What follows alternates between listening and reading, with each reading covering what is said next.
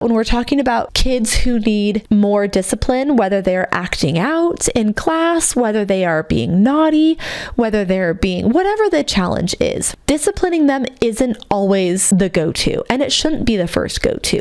If we can come at it from a calm, compassionate lens first and get down on their level, communicate with them however they communicate, whether that's by words, by AAC, by picture cards, we're going to communicate with them. So yes, there is a time and a place for discipline, but I also think there should be a time and a place for regulation, co-regulation, and treating our kids how we want to be treated. Welcome to All Things Sensory by Harkla, your go-to podcast for practical insights on sensory processing and development from an occupational therapy perspective.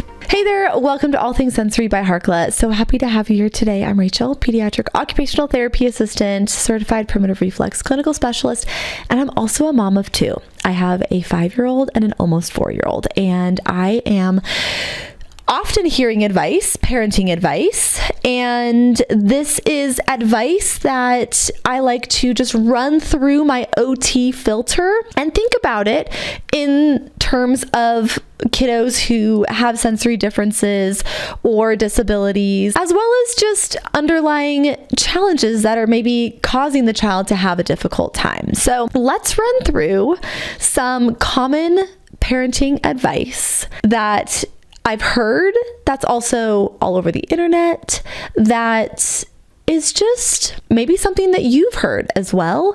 And then let's talk about what that advice could be turned into, or what it means from like that OT or that occupational therapy's perspective, and maybe some strategies that we can provide instead of this classic advice. So the first one, I'm sure we've all heard this. They just need more discipline. Yeah, I do as well. That'd be great. But also, discipline isn't always what kids need more of, especially when kiddos have nervous systems that are holding on to things, when they have sensory differences. You know, I think of a child who goes into a public bathroom and they are overwhelmed and overstimulated by the automatic toilets flushing, the hand dryers, and they have a little sensory meltdown in the bathroom. Do we need to spank them and discipline them and tell them that we're going to take away all their toys, their TV time, everything if they don't flush the toilet and wash and dry their hands with the blower? I would pay big money to see if that actually worked, because I have yet to see a sensory kiddo respond well in that situation. So going along with that situation, instead of suggesting more discipline to a child who can't go into the bathroom in a public place because it's too loud, let me tell you what I did, because my son refused to flush the toilets, use the blow dryers for years. And we were out this weekend actually, and he chose to use the hand dryer and my daughter chose to use the paper towels. And I told him, I said, buddy, for the longest time, you wouldn't ever use the blow dryers. Are you proud of yourself for using the blow dryers? And he's like, yeah, that was cool. So what we ended up doing, instead of disciplining him into using the blow dryer and flushing the toilet, was I just modeled and demonstrated, and I showed him what it looked like, and I allowed him to cover his ears. He didn't use noise canceling headphones, but if he did have noise canceling headphones, I would totally let him throw those on. And I just proceeded to wash and dry my hands and flush the toilets. I would put a little sticky note or a little toilet paper over the automatic flusher so it didn't flush automatically while he was using it. And it was just consistency, and it was calmness. It was just like he didn't sense the fact that he needed to blow dry his hands. I wasn't forcing him to do it. He figured it out on his own terms. I provided the modifications, and when he was comfortable, he used it.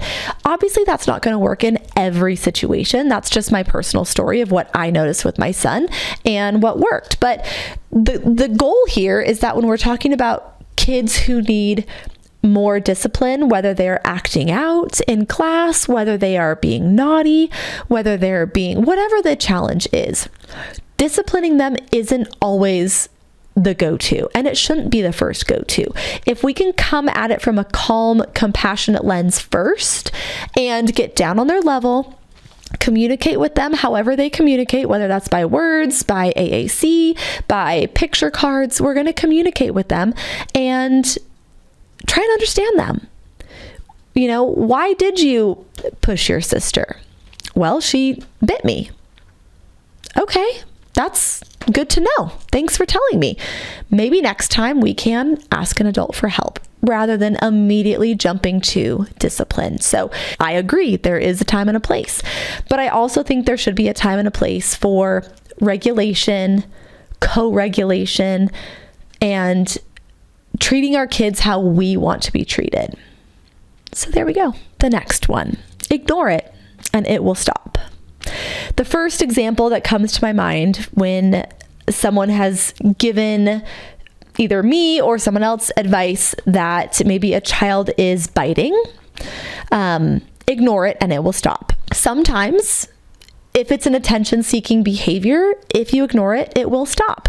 Sometimes, if it's a sensory-seeking behavior, if you ignore it, it will not stop because that is their nervous system communicating that they need more input.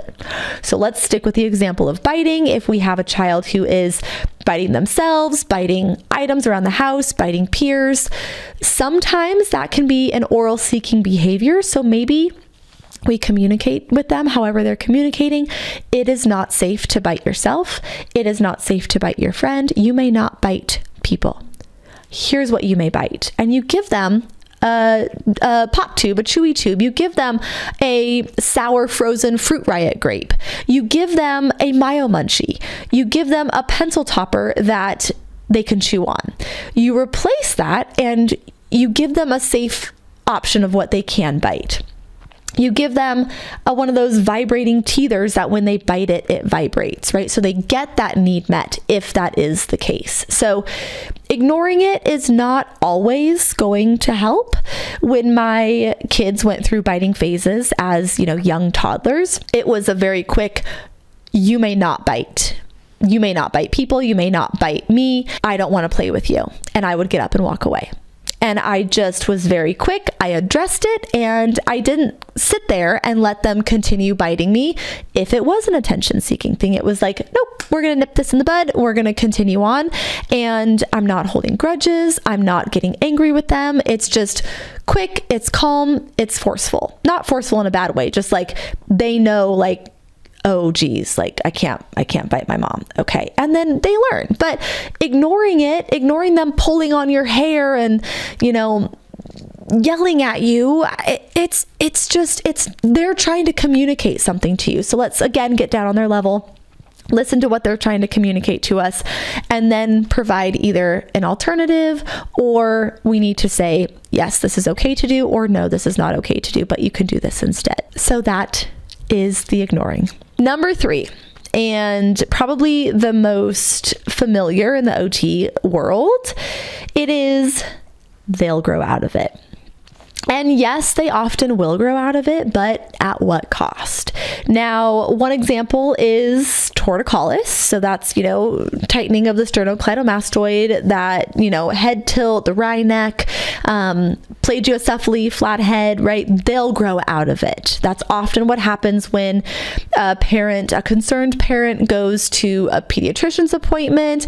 They voice their concerns about their child's torticollis, their child not talking, their child not crawling, their child struggling in any of these areas. Sometimes it's met with, they'll grow out of it. Here's why that's a problem. If you don't know already, I'm sure you probably all know, but the biggest thing is, number 1, early intervention is so key. So personally, my son had really bad torticollis and scaphocephaly. So he had flattening of the sides of his head and was like significantly tight. And I think it was probably our 2-month appointment. I had mentioned to our pediatrician, he's really tight. I held him up and he's just like, meh.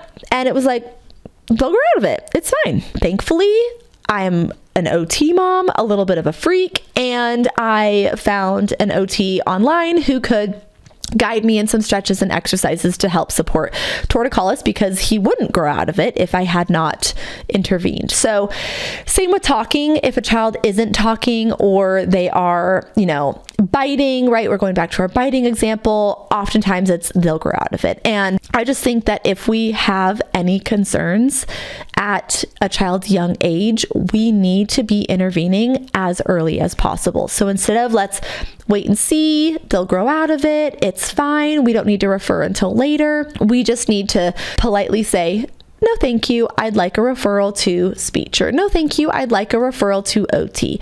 If you're a parent listening, making sure that you are advocating, because at the end of the day, your doctor works for you. So if you want a referral, then you get a referral, or you see a different pediatrician and you find someone who will validate your concerns and recognize that we're not going to wait until they grow out of it. We're going to intervene as early as possible. Now, going along with this, I just think it's important to make sure that as a parent, we don't necessarily have to panic when we're noticing these challenges. I think that if you have the awareness to know something's off, maybe it's reflux, maybe it's tongue tie, if you have concerns, then your concerns should be heard. And I just think it's so important to make sure that you are working with someone who appreciates your concern, right? As parents, our job is to literally protect our young, and we have to do whatever we can to do that. And if that makes us look a little crazy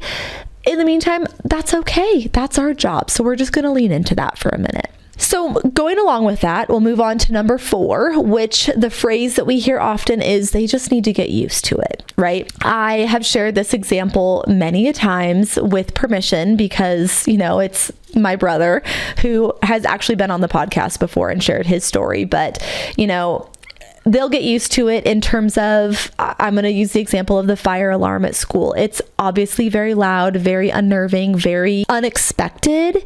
And my brother, when he thought there was going to be a fire drill at school, he would cover his ears with his hands, and then he'd try and write and hold the pencil and draw in color with his elbows.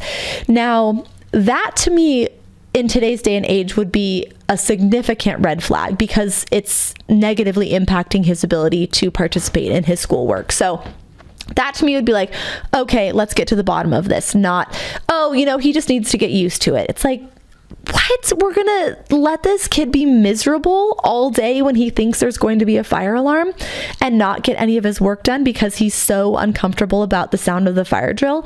No, we're going to provide some modifications. We're going to provide some headphones. We're going to see if we can get to the root cause, do some music therapy, do some sound programs, acoustically modified music, nervous system regulation. We're going to integrate that moro reflex.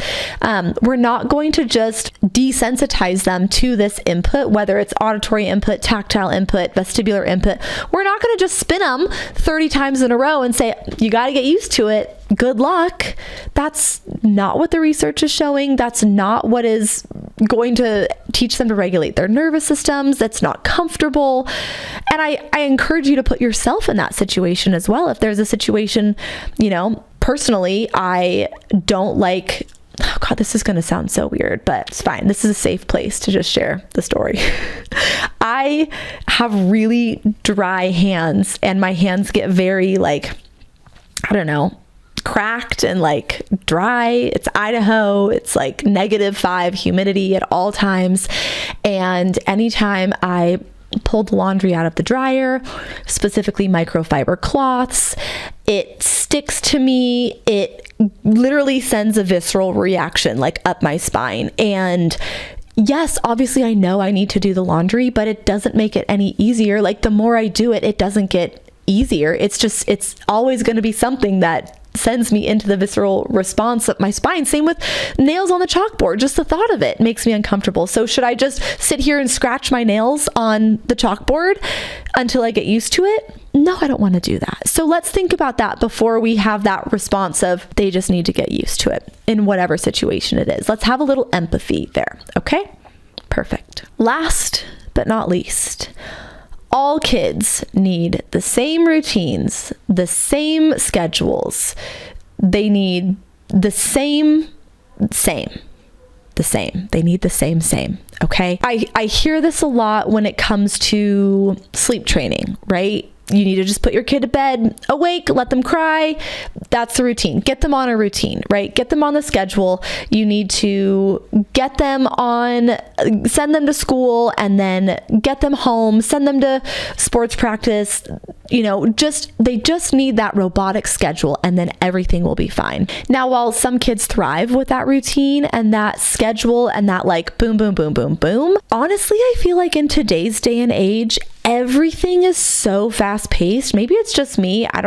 Let me know if you feel the same way, but I just feel like everything is so fast paced. Everything is always a rush, and we need to like take things off the schedule, especially for our kiddos who are highly sensitive, who have retained reflexes, who are going to therapy all the time, who are just like bombarded by sensory input. They're at school all day, they're under the fluorescent lights, and then we get home and then we have to go to therapy, or then we have to go to Taekwondo, and it's just like boom, boom, boom, boom, boom.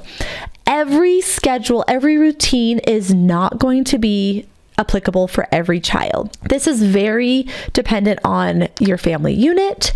I think that we need to hone in on community and family whenever possible.